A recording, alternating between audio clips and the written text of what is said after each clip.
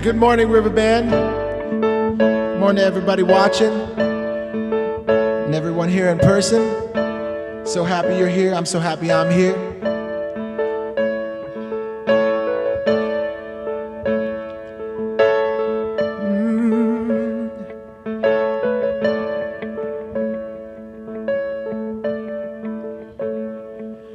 I will sing of your goodness. I will sing of your love. Know the seasons come quickly. You've always been enough. Though the night may get darker and the waiting seems long, you have always been faithful to remind me of your love. Yeah, you are good. In the morning I say you are good, yeah. In the evening I say you are good. You are good to me, yeah. You have always been faithful. You have always been kind. You're persistent through the age. Oh, what a friend of mine. And I remind my soul to bless you, standing firm upon your truth. Oh, you will not be shaken, 'cause I've seen what you can do. Yeah, you are good. Hey. In the morning I say you are good. In the evening I say you are good. You are good to me. Yeah, I'll sing it again. Oh, yeah, you are good. In the morning I say you are good. In the evening I say you are good. You are good to me. You keep on getting better, Jesus. Morning by morning, yeah. Help me sing this one. Say it. You keep on getting better. You keep on getting better. You keep on getting better. Keep on getting better. Does it keep getting better? Sing it. Keep on getting better. You keep on getting better. Yeah. You keep on getting better. Keep on getting better. Let's go. Hey. You keep on getting better. You keep on getting better. Yeah, yeah, yeah. Keep on getting better. Keep on getting better. Yeah, you do it. Keep on getting better. Keep on getting better. Yeah, yeah. Keep on getting better. Keep on getting better. Yeah, yeah. Keep on getting better. Keep on getting better. Yeah, yeah. Keep on getting better. Keep on getting better. Oh yeah. Keep on getting better. Keep on getting better. Yeah. Keep on getting better. Keep on. You are good. Come on. Say you are good. Yeah. In the morning I say you are good. Yeah. In the evening I say you are good. You are good to me. Yes, you are. Oh, yeah, yeah. You are good. Yeah. In the morning I say you are good. In the evening I say you are good. You are good to me. Yes, you are. You are good to me. Ooh, you are good to me, Jesus. Yeah, you're good.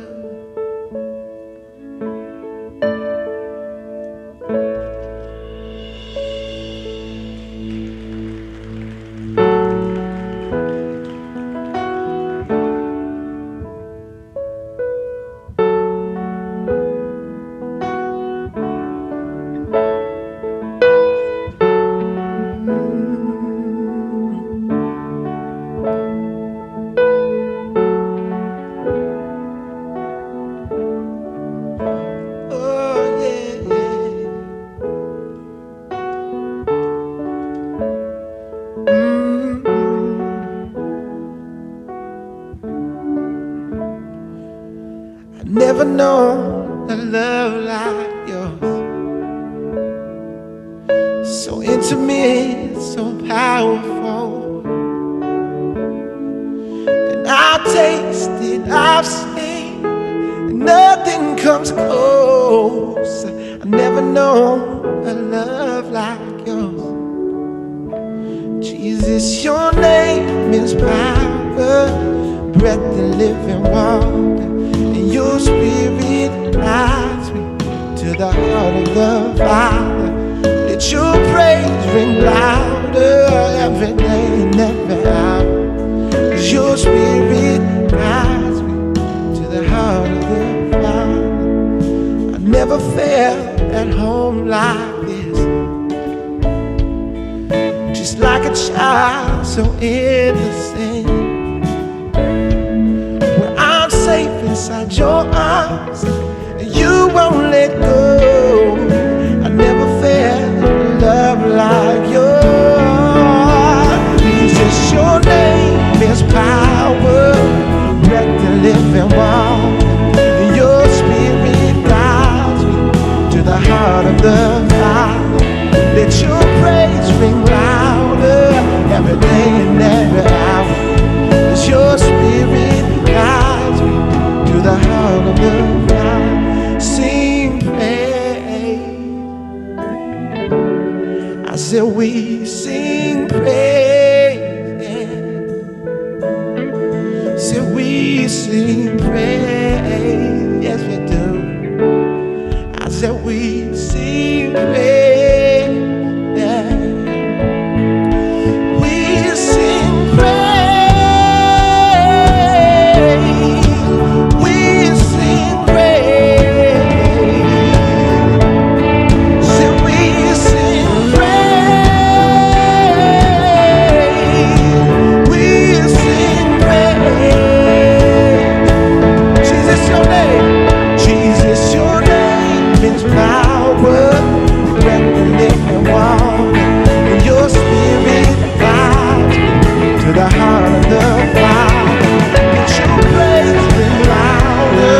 Every day and every hour, your spirit guides me to the heart of it.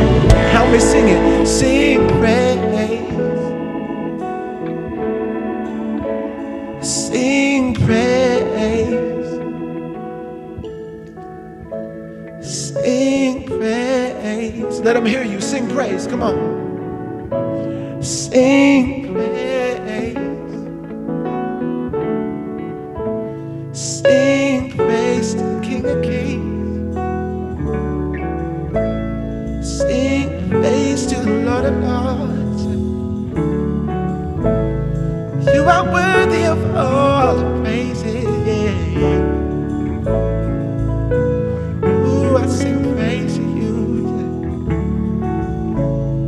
yeah. Even in the darkest valley, I know you are with me, 'cause I've experienced you, Jesus. Oh, even in the darkest days, I have you with me. Oh, Jesus. And I remember when I was face down on the floor. Oh, when you lifted me up. I was face down on the floor. I sing praise. Lord, I sing your praise. I sing praise. I sing your praise. Sing praise. Sing praise. I sing praise. Sing praise. Sing praise to you.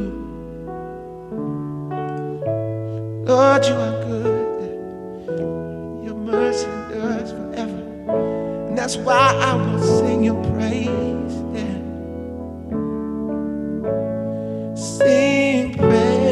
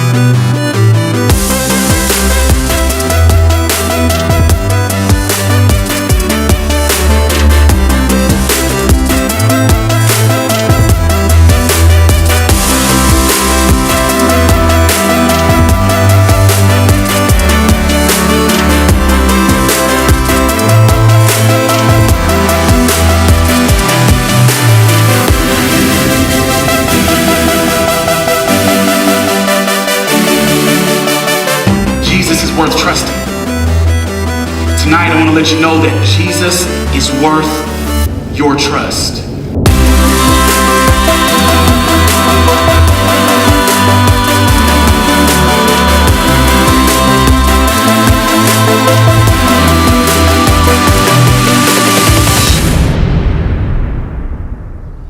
Yeah, that was a little glimpse into the weekend I just had.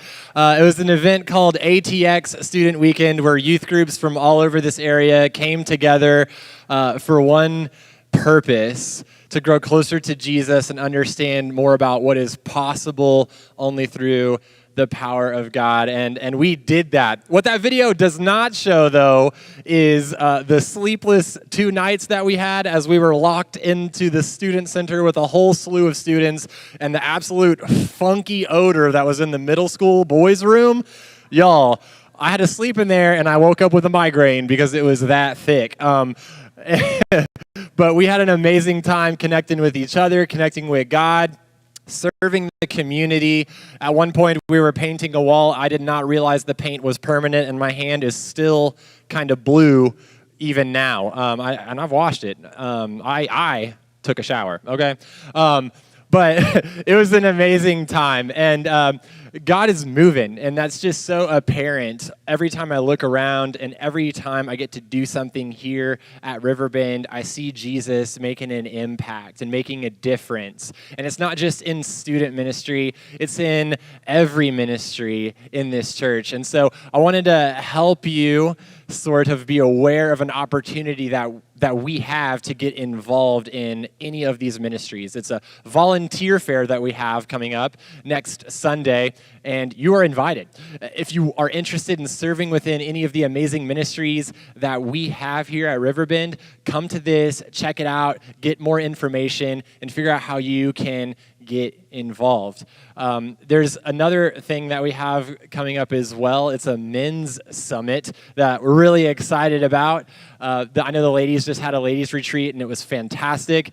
Guys, it's our turn. And so this is an opportunity to enjoy the presence of other men, the presence of God in a beautiful place with some delicious food like meats, like smoked meat. Like, that's what it's all about. And and so you guys get registered for that. Tell somebody if they're not here, if you're watching online, to go and make your way over and get registered, because you're not going to want to miss it.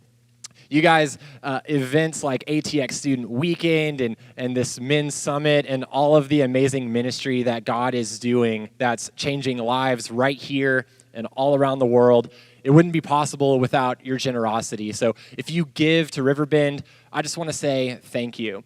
I got to see single-handedly this weekend the impact that it's had when we had just students crying because they were in the presence of Jesus, and he's just shaping their hearts. And it's because you give.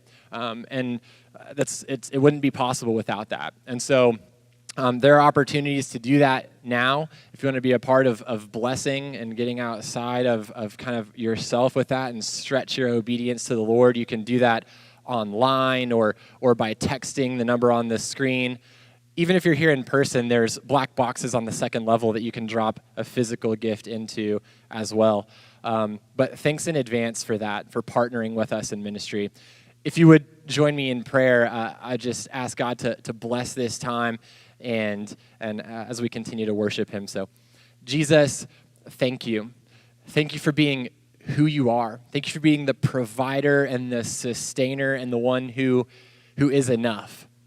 Lord, thank you that we can sing praise to you, that you give us breath and a voice to give glory and praise and honor back to you. Lord, you deserve it, and you are worthy. Thank you for working in and through us to be your hands and feet on this planet, to reach your people, your children who are made in your image, to do good things. Jesus, we trust you and we love you. Will you continue to use us and continue to use this time as we continue to worship you? It's all in Jesus' name we pray. Amen.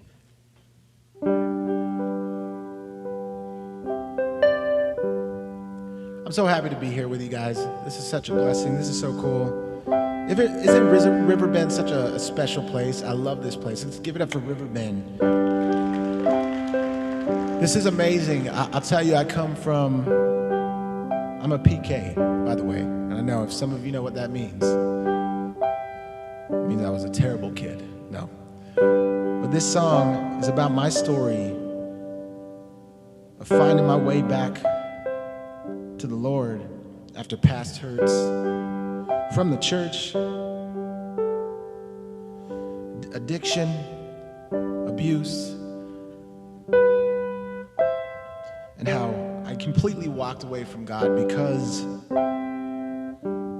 of the church and because of God's people. And I'd always say, man, I love God and I love who Jesus is in that story, but man, the people really suck. And it was only not even a year ago, and I walked away from God about 6 years ago.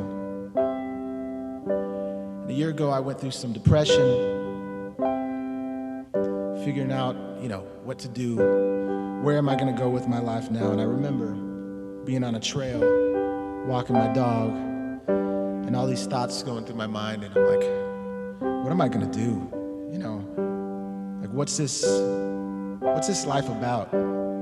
Is it even worth it? What's my purpose? And I had all these doubts, and I remember God meeting me on that trail and telling me, I'm here with you. And it changed my life completely. I wanted nothing to do with God, and now I want everything to do with God. And then came our search for a church. And man, I'll tell you, I looked everywhere, and I was like, I was judging everything that was going on. In every church I went to, I was like, nope, pastor would get in maybe a minute, and I'm like, nah, not the church for me. Until I came to Riverbend, and I heard Dave, and I'm like, God really spoke through him, and I feel like this church is a church for everybody. This church is a church for the broken, to come and find peace and find healing, and I just love that. And this song is about that. It's about finding my way and how I found my way, thankfully. And it goes like this.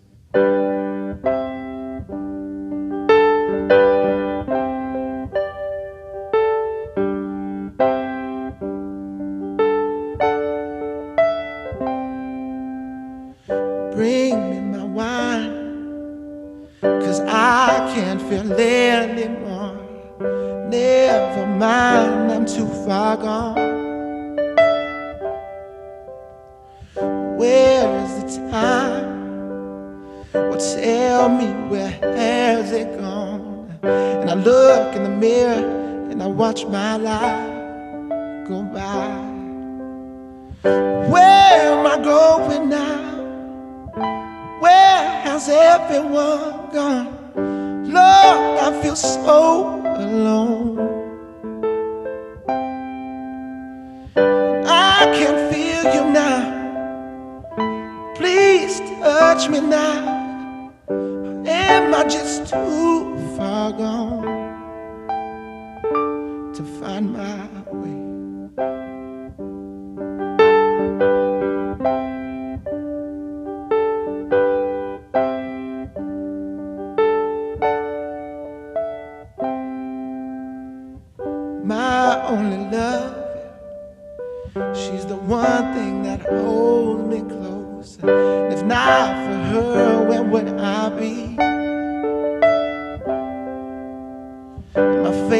it's time. I couldn't walk that line, but now I'm seeing clearly, and I'm not losing my mind. I know where I'm going now. I know just where I come from. I know I am not alone. No, no, no.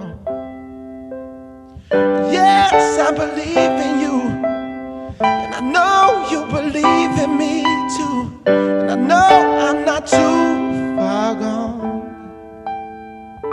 I found my way. I found my way. I found my way. I found my way. I found my way. Yeah. I found my way. I found my way. I found my way.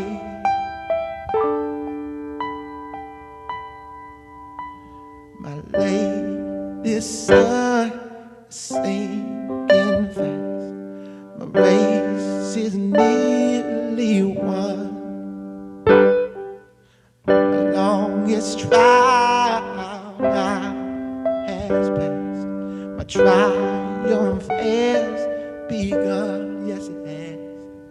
And oh, come, angel band, come and around me stand. Bear me away on your snow white wings to my immortal home. Bear me away on your snow white wings to my immortal home. Bear me away on your snow white wings to my immortal home.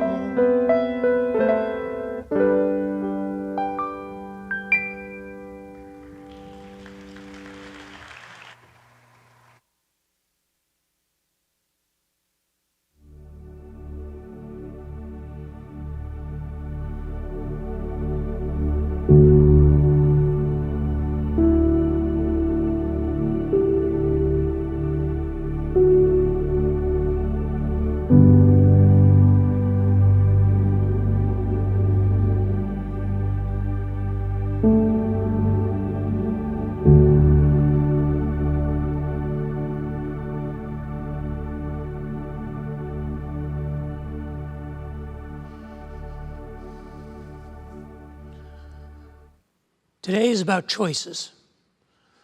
Every day is actually about choices. From the time we open our eyes to the time we go to sleep at night, we're making choices, micro choices, macro choices, choices in reaction to, choices, proactive choices. But today, I want to test our choosing intelligence. And so I'm going to conduct a survey. And in this survey, I'm going to give you 5 choices. You have choice A or choice B. And the only requirement is you have to answer. You can't not answer, and you can't choose both. You can't choose neither. You have to choose A or B. And the way we're going to do it is I'll introduce you to 2 options, then I'll ask you A or B. And if you choose A, you raise your hand and look around, and you'll see who else joined you. Or you choose B, and you find out that you're the freak in the room, and you're the only one with your hand raised. And you understand, we're going to bring up the house lights so you can see each other, because this is kind of like a survey, so we know just kind of where everybody stands. All right, you understand? You have to answer A or B. So the first choice that you have is the choice of dessert. You have the choice of A, apple pie. Who would choose apple pie? All right. Who would choose B? Cherry pie. You can't vote for 2. You got to vote for one or the other. Okay, well, apple pie, everybody knows that's best. So if you chose cherry pie, you're wrong. All right. With dinner, would you rather have water or wine? Who would choose, no, A or B? Who would choose A, water? Liars. Who would choose B? Wine. Thank you. We're partying later. All right, next choice. Vacation. Where would you rather go on vacation? Would you rather go to A, ski chalet, or B, a beach resort?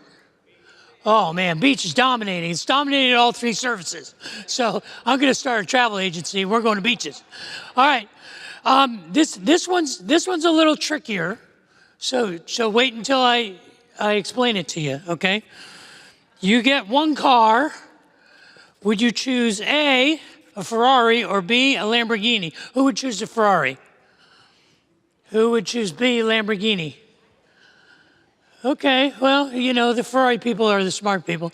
Now the last one, this is the question. So I'm gonna show you your options, and you may have to think about this for a second. You have a chance to have a special dinner with either this guy or this guy.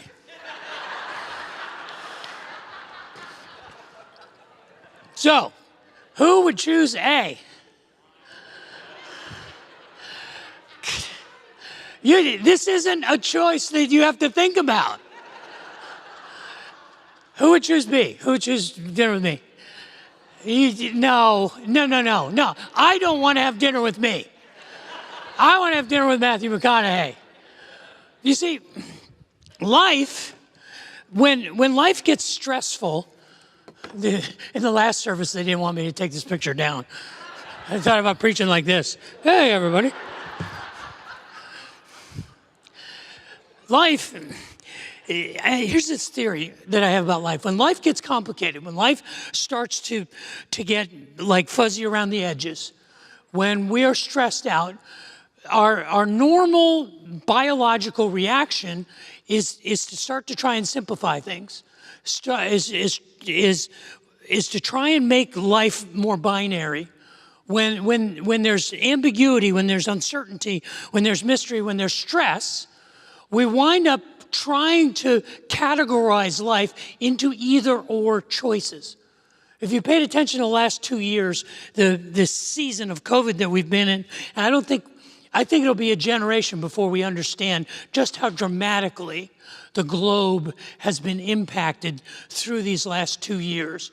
I think our world has changed dramatically in ways we don't understand yet. But one of the things I've observed is we become more binary. We've become more either or. We have, in order to simplify what we can in the world, we have reduced as much as we can, as many decisions and opinions and perspectives as we can, to either or decisions, right or wrong, good or bad. And this is part of our evolutionary heritage. Our evolutionary biology programmed us to make those kind of friend or foe, the kill or be killed. Those kind of decisions are built into our evolutionary development. And so we return to those when things get stressful. It's also psychologically safer for us. It's much easier to disregard the confusing and the parts of the world we don't understand and say those things are bad. And so we say, okay, here are the good things. These are all good, and the rest of these are evil. And to see the world in black and white is a necessary coping mechanism for the complexity, for the uncertainty, for the ambiguity of life. And I don't know about you, but I've noticed us becoming increasingly behaving that way. We pick our sides, we retreat to our tribes, and everybody who's not with us is against us. And we try to simplify life into either or terms. But I think we all understand, don't we? That's not a good thing. Life is not a binary thing. Life is filled with ambiguity and uncertainty. Most of life, in fact, everything about life worth having is kind of in the gray. It's not an either or thing. It's a both and kind of thing. And when the culture starts to push us in those directions of choose who you're for and choose who you're against, choose what is good and choose what is evil, I think we begin to realize this is not a healthy place. And so there's all kinds of theories about, okay, how do we bring people together? How do we start to move back toward a place where we can get along, where we can coexist, where we can actually appreciate our differences? How do we live with unity in diversity? And there's all kinds of sociological and anthropological theories, but I have the answer.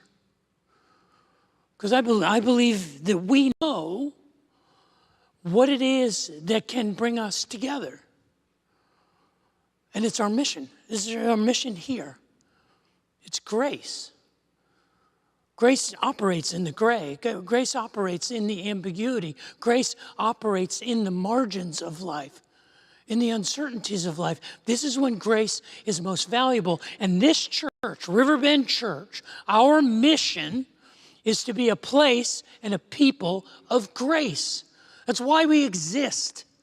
The reason that we even work at this thing and try to attract people to experience it is because we believe that grace can heal. That grace can bring hope. That grace can take warring factions and make friends of enemies and bring people together. But what does that mean? What is grace? We use it all the time, and we label ourselves as a place and a people of grace, but what does it mean? Last week, we began a conversation to explore the limits of grace. Because where we find out what grace is really all about is we find out how far will it go. When does it bump up against, it can go to here, but no farther? What are the boundaries? What are the limitations of grace? And hopefully what you're beginning to understand, if you were here last week, and what I want you to understand this week, is that grace is not a casual thing. Grace is an intentional thing. And being a people in a place of grace is not a comfortable thing, it's an uncomfortable thing. Being centered on grace is not something that is convenient. It is inconvenient. So in the light of the challenge of grace, I want to press into that question, what does grace require of us? What are the choices that we make to be a people of grace? There's no small thing. This is our purpose. This is our mission. This defines us, but it's worth pressing into and pressing to the limit on. But before we do, I'd like to take a moment to pray. Would you pray with me? Father in heaven, I would ask that the words of my mouth and the meditations of my heart would be pleasing in your sight, and that you would use your words spoken by your servant and anointed by your Spirit to comfort us, to challenge us, and to call us to be courageous and bold and men and women of conviction, that we are to be individuals and a community of grace. Pray that you will help us to choose that today and every day. Pray that for myself and for my family, for all of us here. For I ask that in Jesus' name. Amen. What am I doing? What am I doing down here on my knee? Oh, you're praying, Dave. Well, I mean, if you've been around Riverbend any length of time, you know that I do this every week. Every Sunday, start a message, do kind of a setup, kind of set the hook, get you interested, ask a question, and then I take a knee. Happens every week. You set your watch by it. Now, there's a homiletical, there's a public speaking reason that I do this. If you're a public speaker, you understand that being a compelling public speaker, you have to regularly change aspect. It's like changing keys in music or tempo. It keeps your audience engaged. And taking a knee for me is that moment when we change direction. We kind of do the introduction, and then I ask you to pray, and then you look at your phone, or you talk to your neighbor, or you have a moment to disengage, and that's a good thing. It's a good thing, because then when I'm done praying, I have another chance to re-engage you.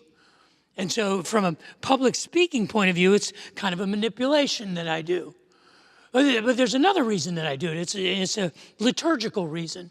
An ecclesiological reason. I do it because Riverbend is a church without a lot of traditions. In fact, we think traditions pretty much suck, so we don't like traditions. But we need them. We need touch points. All of us need some things in our life that don't ever change, because so much of our life is changing all the time. There are so many things that are unpredictable. It's nice to have something that when you go away from Riverbend and you're not here for 6 months, you come back and 5 minutes, 7 minutes into the message, there's Dave down on his knee. You set your watch by it, it's reliable. And I don't know if you notice, but I pray the same thing every week. May the words of my mouth and the meditations of my heart be pleasing in your sight. It's from the Psalms. And I do that intentionally to kind of give us an anchor point. It's like, okay, no matter what has gone crazy in your life, during your week to get here, we're back at a place that's familiar. We're in a place that's safe. We're here, Dave's on his knee, and we're praying. But there's also a spiritual reason that I do this. It's because I'm not that smart. And because I really desperately want God to do something amazing. I want God to do something amazing in me, and I want God to do something amazing through me. And that is not in my purview. I can't rehearse that. I can't manipulate that. I can't make that happen. But I can beg God. I can say, please.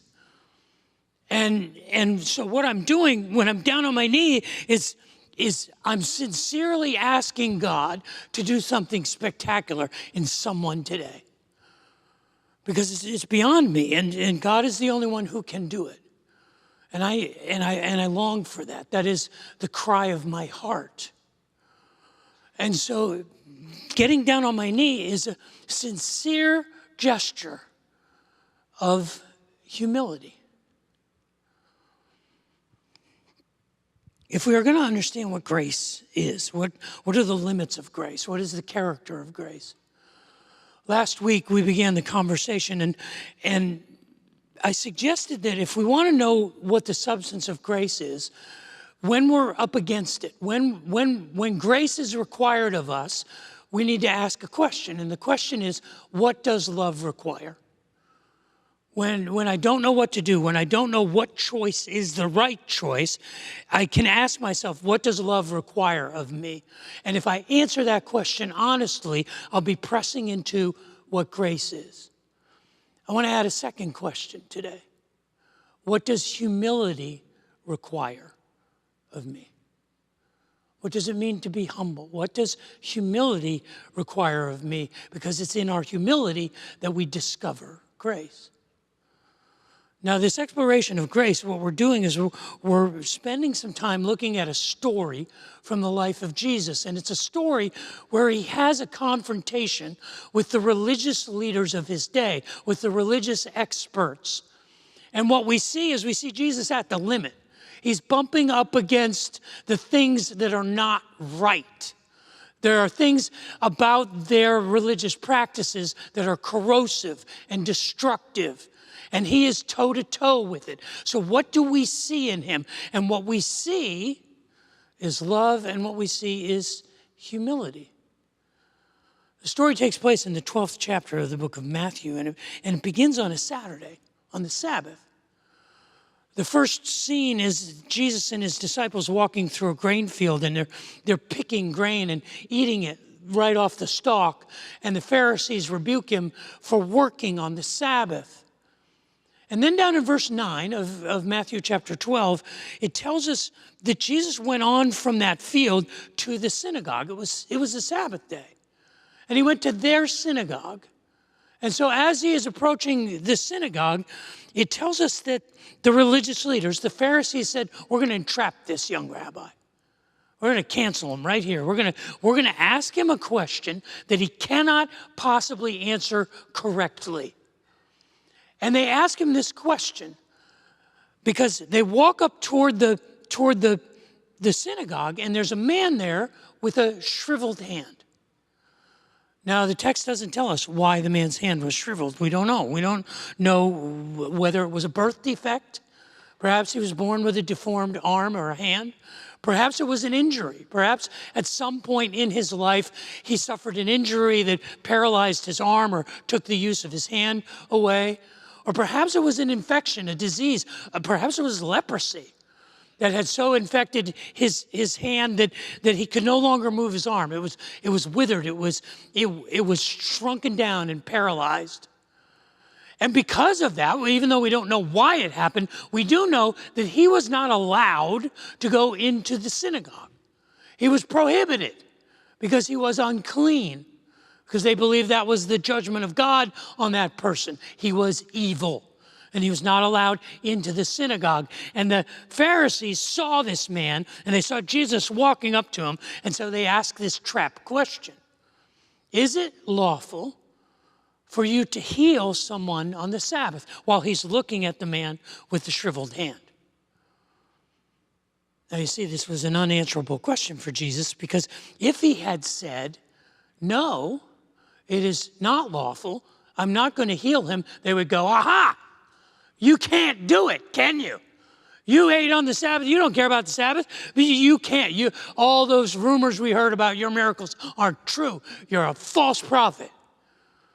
But if he said, yes, you can heal on the Sabbath, and he heals him, then they say, aha, there you are again, ignoring the Sabbath law. You're doing something you're not supposed to do. So they're setting up a trap for him because they want to cancel him. They want to write him off. They want to disregard him. But he doesn't answer their question. He asks them a question. He says, think about this. Imagine that you have a sheep, and your sheep falls into a pit. And the implication is that it will die in that pit if you don't get it out. And it's the Sabbath day. Would you not go in and rescue that sheep? Of course you would. Of course you would go and rescue that sheep, even though it was the Sabbath. And Jesus says, isn't a man worth more than a sheep? Therefore, if you would do it for a sheep, you can do it for a man. Therefore, it is good to do good on the Sabbath. It is lawful. It is legal. And then he looks at the man with the shriveled hand and says, stretch out your arm. And he does. Perhaps for the first time in years, possibly for the first time in his life, he stretches out his hand and it's fully formed and fully functioning. And right in front of their eyes, a miracle takes place. And then in verse 14 of Matthew chapter 12, it says the Pharisees looked at him and they decided to figure out how to kill him. In this short story, there is a contrast between the humility of Jesus and the arrogance of the religious leaders, the arrogance of those who were pious and righteous, the arrogance of those who knew right from wrong and good from evil. And in this stark contrast, we see the character of humility as the expression of grace. But what does that mean? What is humility? What is humility all about? I want to suggest that we experience humility at three levels. The street level humility, the kind of humility that is necessary just not to live your life in isolation or as a complete jerk, is this level one humility that requires empathy. Level one humility is basically the level of the I understand. Do you know who Stephen Covey is? He wrote a book, 7 Habits of Highly Effective People. He has a quote in there that I think is profound. And the quote says, "First seek to understand, then to be understood." First seek to understand, then seek to be understood. We don't know who said that originally. It wasn't Stephen Covey. Some people think it was Francis of Assisi. Some people think it was Edmund Burke. Some people think it was John F. Kennedy. We don't know. But it's true. Seek first to understand, then to be understood. We get this. Don't we understand that? Don't we know that to be a functional, relational human being, you have to be able to empathically see things from other people's points of view. You just have to be able to do it. The world requires it. You can be a complete narcissist, isolationist, and only see things from your point of view. But if you're going to have a relationship with any other human being, you have to have some empathic humility. We have phrases, we have cliches that we use all the time where we talk about walk a mile in my shoes, see things through my eyes, even as simple as been there, done that, familiar. We recognize that we share more in common than we have that are different. Now, what happens when our culture gets to the breaking point, we start to disregard understanding. We start to disregard empathy, and it's like, oh, you can't understand. You may say you understand, but you don't. You don't know what it's like from my point of view. You don't know what my life is like. And we start to discredit and dismantle empathy, and it's the beginning of the fracturing of a culture. When people start to discredit the idea that you can have any understanding of my point of view or of my experience in life. And the reality is it's true. I can't. I will never know. I will never know, no matter how long I live or no matter how much study I do, I will never know what it is like to carry a human life inside of my body. I'll never know it. I'm not biologically capable. I will never know what it feels like to give birth to another human being, to have a life come out of your body. I will never know that experience, but I understand it. I have been involved in it. I have observed it over and over many times, and to the best of my understanding, I realize the miracle of it and the difficulty of it and the mystery of it. Now, if you say, well, you can never understand that, you can never empathize with me, that's as arrogant as saying, I don't want to understand you.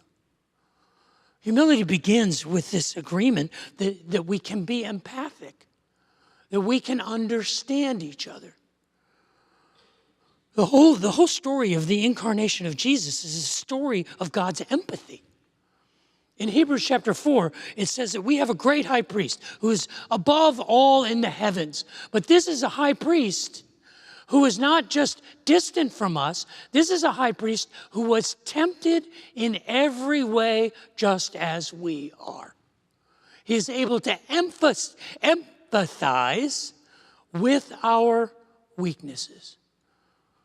He did not become God. He just took on our perspective and fully understands it because he was tempted in every way as we are, except that he never gave in to temptation. This is ground level humility. This is where it starts. It starts, I think, by not discrediting someone who tries to see things from your point of view, by not dismantling empathy, and by practicing it, by offering it. Even if it's rejected, you can say, I'm trying to understand. I'm working on it. I really am. I want to. Tell me more. Help me as much as I can understand. But that's street level. This is just what it takes, the kind of humility that it takes for us not to actually tribalize and go to war with each other. There's another level above this, and this is where the work is. This is the work we have to do culturally. It is this second level of humility, and it's the level of respect. It is the level of the both and. I like to think, in my own kind of weird point of view, that I am the most theologically conservative person at Riverbend Church. I really am. I am a stick in the mud. You may think you're a theological or a spiritual or religious stick in the mud. I got you beat 9 ways from Sunday because I know my heritage. I know how I was trained. I know how I was taught. I am old school. Soteriologically and on issues of sanctification, I am John Calvin. I'm practically Martin Luther on some things. I am old school. When it comes to eschatology, I'm a dyed-in-the-wool premillennialist. I think the future stuff, all of that Jesus coming back stuff is real. I actually believe that stuff. You know what? Yeah, I actually believe that this is a trustworthy book. I'm a biblical literalist. I don't think this is just words. I think this is an electron microscope. This is a radio telescope that allows us to see beyond what our eyes allow us to see, to know things we could not know any other way. Now, I don't worship this book, and I don't put this book as holy in and of itself, but I believe that it is a tool that God gave me so that I can know more about how to live a godly life and how to understand the insanity of the world and know where my hope is placed. This is an extraordinary book, and these are my prejudices. These are my presuppositions. These are my foundations. You say, well, Dave, what are you doing at Riverbend, you freak? I mean, if you're such a stick in the wood, you stick in the mud, what are you doing here? Because we don't operate like that. But you see, that's what you don't understand. My humility says, okay, that's my foundation. That's my basement. But I don't live in my basement. I'm not a 24-year-old unemployed college graduate. I don't live in my parents' basement anymore. I'm building a house on top of a foundation. And that house is built according to the people that I invite in, the people that I want to live with. And that house is constantly being renovated and repaired and remodeled and repainted because it can be. The foundation never changes.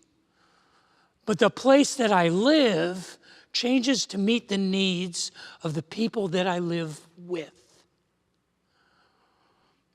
Now you may say, well,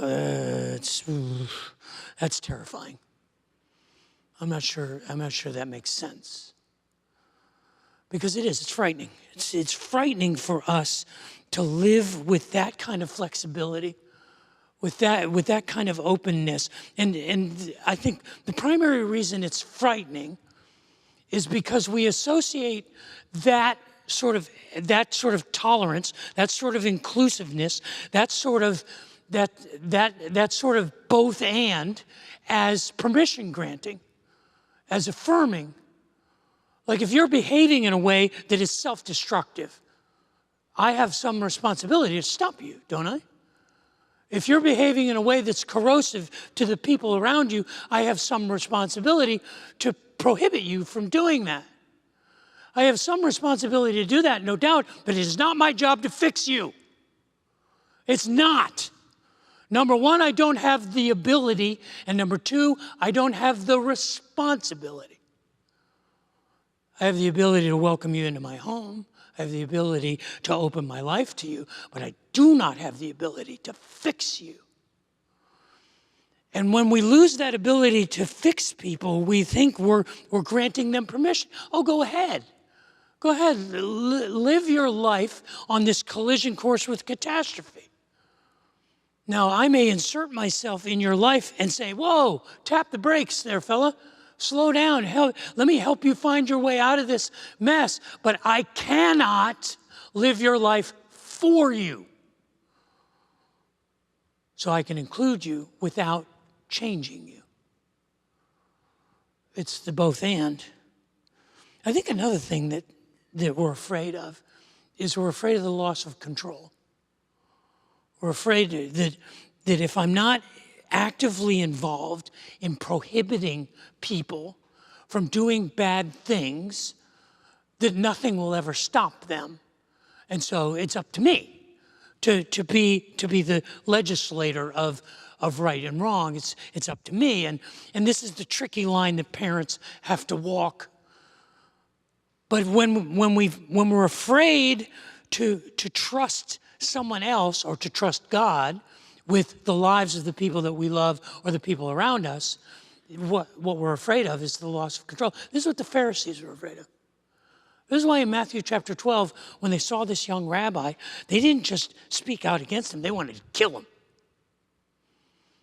They wanted to kill him because they were afraid if he has his way, we're going to lose our influence. We're going to lose our power. People aren't going to listen to us anymore.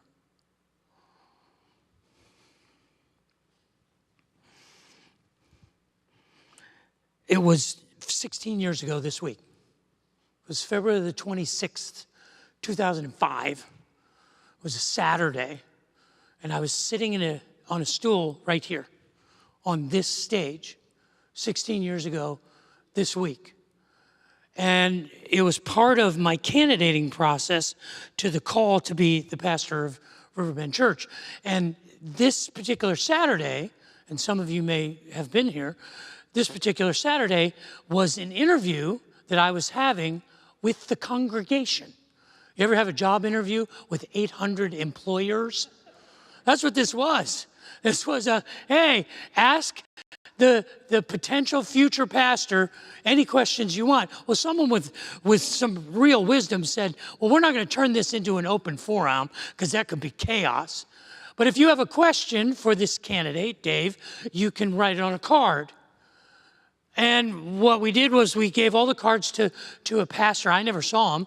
We gave them to one of our trusted pastors, Mike Robertson, who everybody loves, amazing guy. And Mike hosted a conversation, and I was here, and he was there, and he read the questions off the cards. And for the better part of an hour, he softballed it. I mean, Dave, tell us about your family. Tell us where your favorite vacation spot is. Tell us what your favorite flavor of ice cream is. These were low, slow hittable balls, and we're just having a good old time getting to know each other. And just about the time we were ready to wrap it up, he says, we have one last question. One last question. And I'm like, okay, I've pretty much crushed it for the last hour. Let's bring on your last question. Now, to this day, I don't remember exactly how the question was phrased. I should have saved the card. It was something like this. It was, what are the hills you will die on? Where do you plant your flag? What are the things that you believe that are non-negotiable? I didn't see the question coming. But you can understand how dangerous that question is. Because you get that wrong, I don't get the job. But I can tell you to this day, 16 years, almost to the day later, I remember exactly word for word what I answered. Because it was the best answer I have ever given to any question I have ever been asked in my life. And when he said, okay, Dave, we want to know where do you plant your flag? What are the hills you will die on? What are the non-negotiables about your faith? I said, there are only two. And here's the first one. Jesus loves me, this I know, for the Bible tells me so. Little ones to him belong. They are weak, but he is strong. I'll die on that hill. And the second one is like it. Jesus loves the little children, all the little children of the world, red and yellow, black and white. They are precious in his sight. Jesus loves the little children of the world. I will die on those hills. Everything else is open for discussion. Everything else is, let's have a conversation. Those two things, I'll go to war over. I got the job. And I've realized in the 16 years since that these are my convictions. Everything else is a both and. And those convictions are the seeds of how we do ministry. They're the foundation. It's what the Apostle Paul said in 1 Corinthians chapter 9. In 1 Corinthians chapter 9, the Apostle Paul says, to the people who are Jews, I'm a Jew. To the people who are living under the law, I follow the law. To the people who are not living under the law, I don't follow the law. To the people who say I have to wear masks, I wear masks. To people who say I don't care if you wear masks, I don't wear masks. And then he says, to the weak, I become weak. And I do this, I become all things to all men, that I might win some. That is the second level of humility. That is respecting other people's point of view, even when you disagree with it. It's agreeing to disagree. It's saying there's enough that we have in common that we can have this difference and we can still be cool. We can still be friends. It's a world that is not just either or. It's a world that is both and. It's hard stuff, hard stuff. But I don't think we are a people of grace without empathy and without respect. But there's a third level. There's a third level of humility, and this is ridiculous. This is absurd. This is a level that makes no sense. It's illogical. In fact, I believe it's impossible. To get to the third level of humility, you have to be a literal saint. You have to be possessed by some spirit other than your human spirit. Because the third level, the highest level of humility is the level of self-sacrifice. It is the level of surrender. It's not just giving up, it's letting go. Now, if you're an activist person, if you're a doer, if you're a person who says, Dave, that sounds like quitting. That sounds like you're saying that the ultimate form of humility is to do nothing. But that's exactly the opposite of what it is. What surrender is to do the hardest thing of all. It's not doing nothing, it's doing the one thing that truly matters. And that's saying, you are more important than me. I think of others before I think of myself, if I think of myself at all. The idea of self-sacrifice is ridiculous. But it's at the heart of grace. It's at the core of it. And I wouldn't do it. I wouldn't do it. I would say that's a bridge too far. That's too much to ask, except this tells me to. This says you want to be the person God made you to be. You want to fulfill your mission and your place in this world. Be that kind of person. Be a humble person. I think we all know what John 3:16 says. Do you know what 1 John 3:16 says? 1 John 3:16 says that we know what love is. This is how we know what it is. That Christ laid down his life for us, and therefore we ought to lay down our lives for our brothers and sisters. It's exactly what Paul is talking about in Philippians chapter 2. You've probably heard it many times, but listen to it with fresh ears. Do nothing out of selfish ambition or vain conceit. Rather, in humility, value others above yourselves, not looking to your own interests, but each of you to the interests of others. In your relationship with one another, have the same mindset as Christ Jesus, who, being in very nature God, did not consider equality with God something to be used to his own advantage. Rather, he made himself nothing by taking the very nature of a servant, being made in human likeness, and being found in appearance as a man, he humbled himself, becoming obedient to death, even death on a cross. It's what Jesus says in John chapter 15. He says, my command is that you love one another, and there is no greater love than this, that you would sacrifice, that you would lay down your life for your friends. You want to push back against the tribalism? You want to push back against the current of division in the culture? doesn't mean take up arms and win every argument. In fact, it means the opposite. And it's not doing nothing, it's doing the most important thing of all. It is saying, you are more important to me than I am. I am here to wash your feet. I am here to serve you.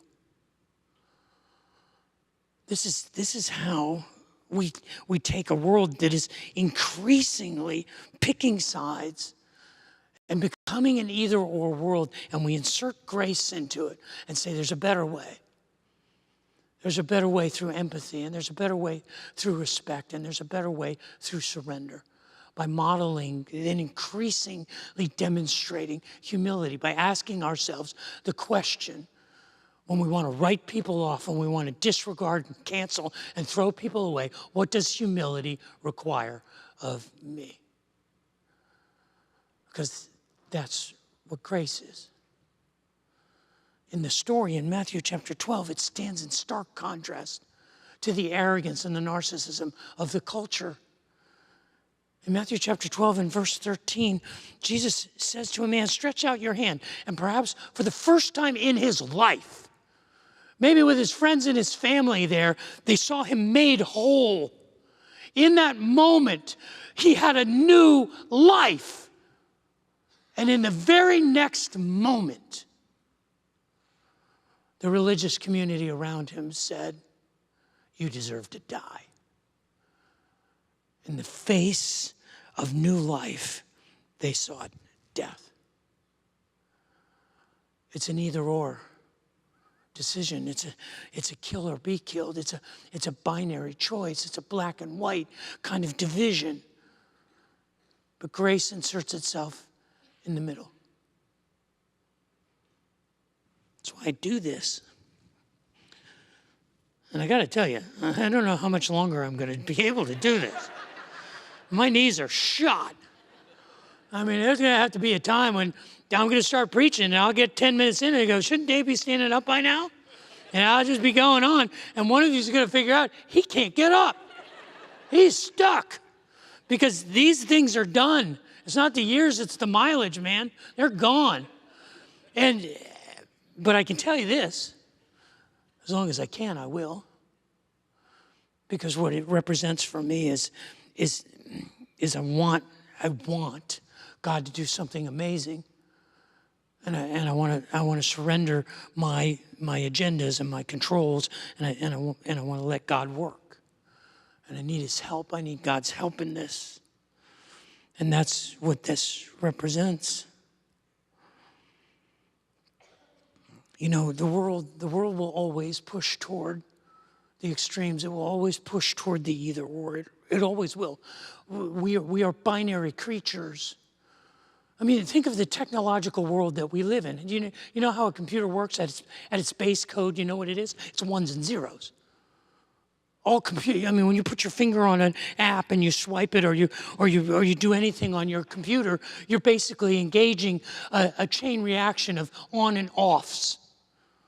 And they're built in. They're the building blocks of all technology. And the world is drawn toward either or and black or white. But we know that does nothing for our souls. And if there was ever a time when it was urgent, that the world needs a place and a people of grace, it's now. And we are to be those people. This is what we're called to be. So it's your choice. And I want us to revisit this test. I want to turn up the house lights and give you kind of a final exam. And what I want to do is I want to ask you these questions again. And the way I want to do it is, you know what's coming, so I'm going to give you A or B choices, but I'm going to give you another option. You can choose A, or you can choose B, or you can choose both. And raise your hands for A or B or both, and look around and see what we are really better as. So, Which dessert would you prefer to have? Apple pie or cherry pie? How many choose apple? How many choose cherry? How many choose both? Look around. All right, next question.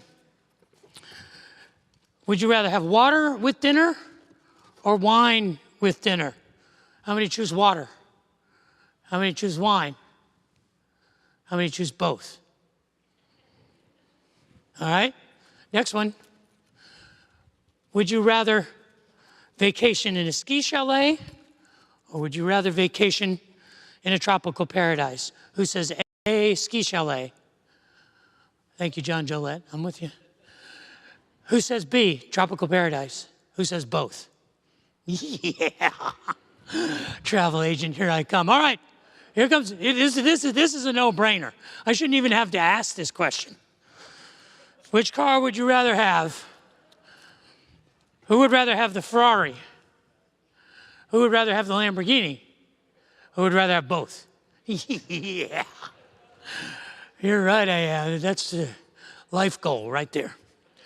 All right, now you know what's coming. You know what's coming. This isn't a trick question, but my heart is on the line here. So you have a choice to have dinner with either A, this schmoo, or B, this interesting intellectual. How many of you choose A? Oh,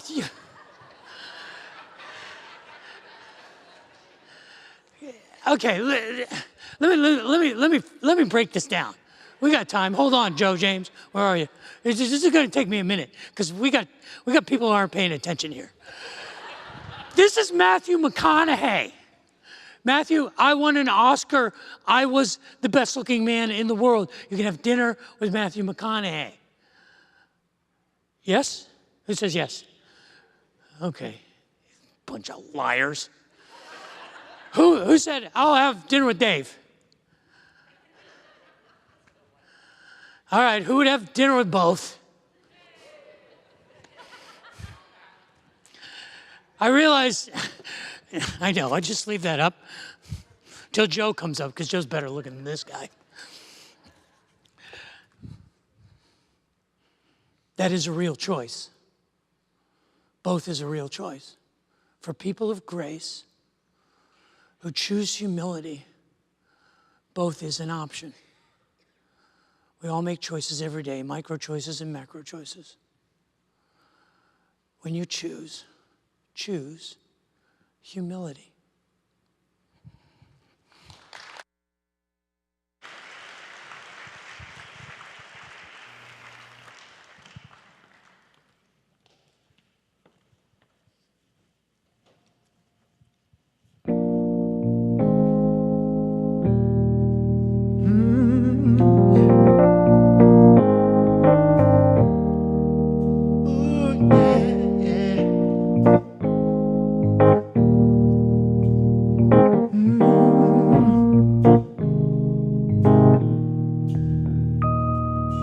You're feeling like bad days are falling from the ceiling, and the pain inside your mind is never healing.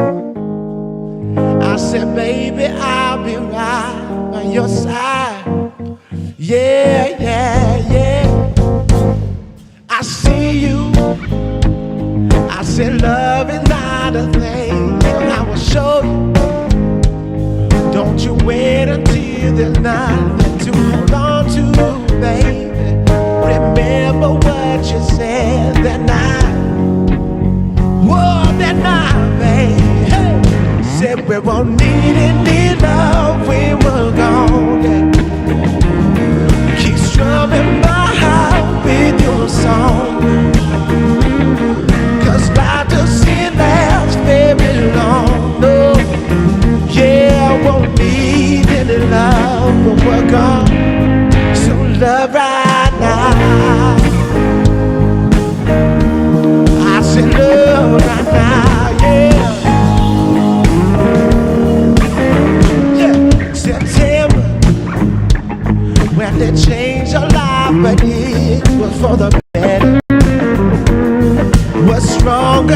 lot more powerful than ever, baby. And I won't forget the words from that night. Yeah, that night, baby. I said we won't need any love when we're gone. Keep strumming my heart with your song.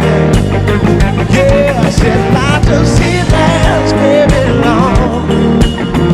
Oh, I won't need any love when we're gone. So love right now, babe. Yeah.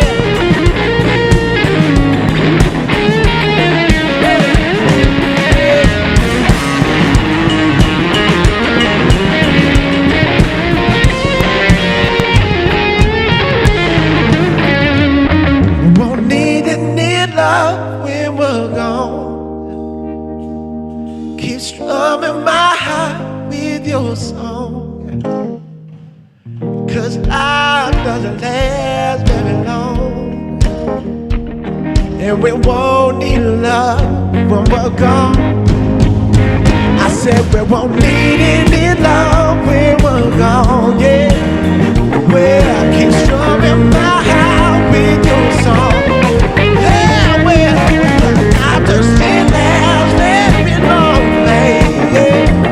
We won't need any love when we're gone. Yeah, we won't need any love when we're gone. Yeah, we won't need any love when we're gone. So love right now. Thank y'all so much. God bless you. Hope you guys have a beautiful Sunday. Thank you for coming to Riverbend. We love y'all.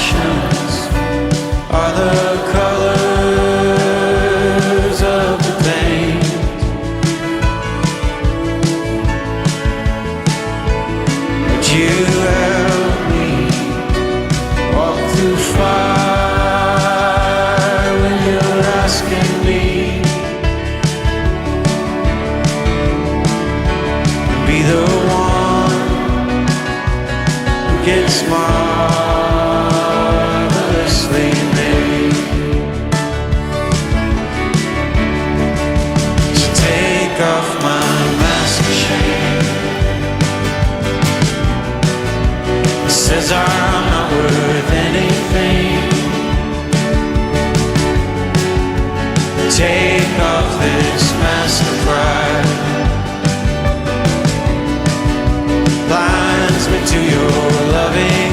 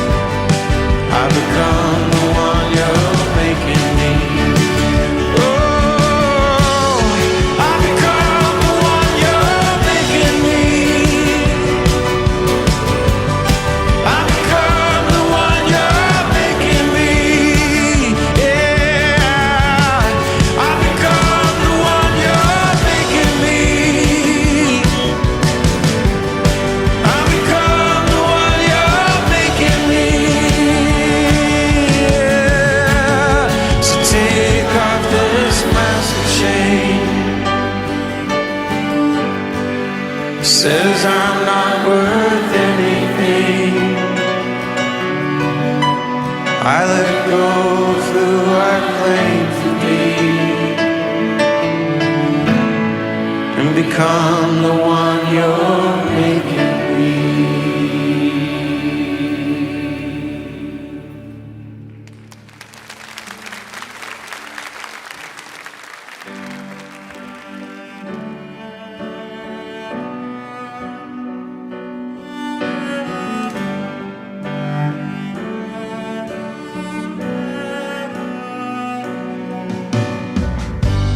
I'm not much for changing, but I just cannot stay the same. I'm not much for listening. I want to hear the words you have to say, 'cause you are real. You are moving.